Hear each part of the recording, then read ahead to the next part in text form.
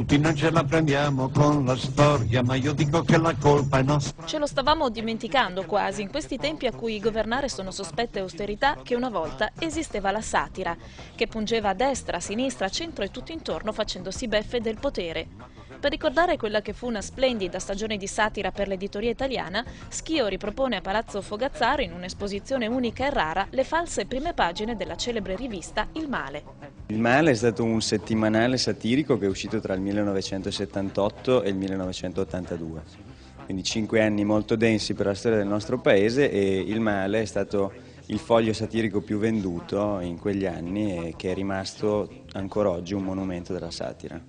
In 5 anni la rivista ha falsificato e mandato in edicola a fianco della stampa ufficiale decine e decine di quotidiani italiani, ma anche testate internazionali come il Times e la Pravda moscovita, facendo apparire in prima pagina notizie che stravolgevano la cronaca o denudavano i protagonisti di quella stagione politica, come l'invasione degli extraterrestri, la cancellazione dei mondiali di calcio di Spagna 82, improvvise precipitazioni di denaro dal cielo e il famoso improbabile arresto di Ugo Tognazzi come capo delle Brigate Rosse. I prezzi sono un po' di destra.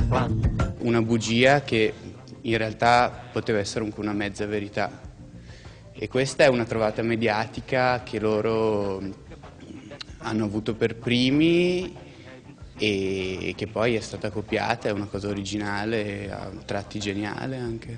È vero che alcuni titoli riletti oggi sembrano ancora attuali e questo fa una certa impressione. Però è anche il segno di quanto forte fosse quella trovata mediatica.